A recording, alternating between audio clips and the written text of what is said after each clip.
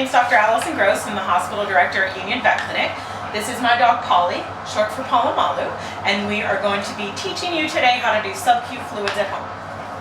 Okay, so today I'm going to show you how to set up and administer sub-Q fluids to your pet at home. So your fluid kit will contain a liter bag of fluids like this, a line, and then some needles like this. So the first thing you want to do is open everything up. Now some of the bag setups may be a little different depending on the fluid supply that you have.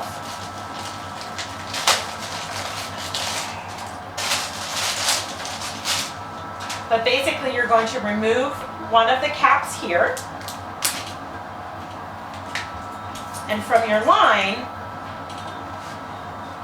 you're going to remove the plastic cap on the top end with the chamber, and then you take that spiky end, put it right into the center there. You might have to use a little bit of force. Just get it all the way in.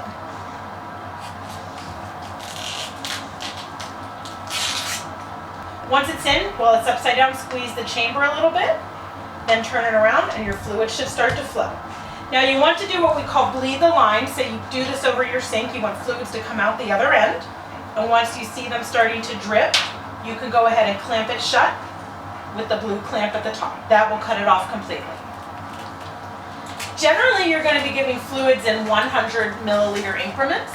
So you can see the bag is marked 100, 200, 300, 400, 500. So you're probably going to be going from one solid line to another unless you've been instructed otherwise.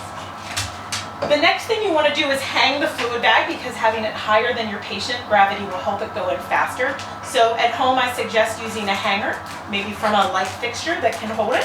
Here we're going to use a metal hook that we have and hang it on our light fixture.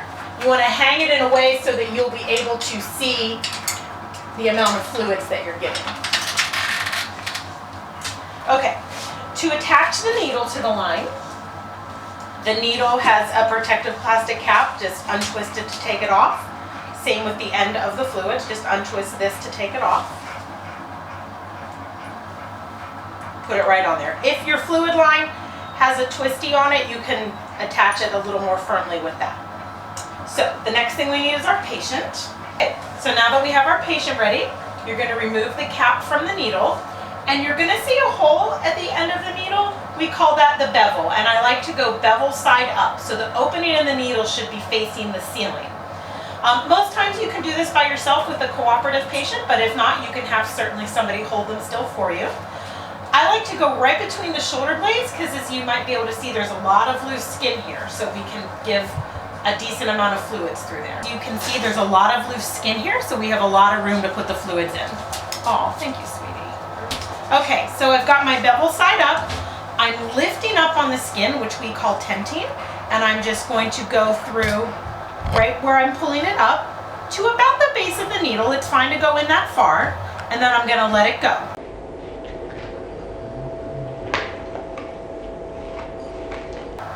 While I'm holding at the base of the needle on the line with these fingers, I'm going to unclamp the line, and my fluids are going to start to flow.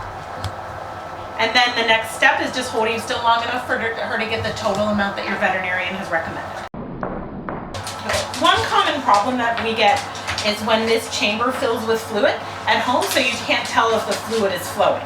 If that happens, simply invert your bag, give that chamber a squeeze 1 or 2 times. You can see the fluid going back into the bag, flip it back around, and now you'll be able to see your flow.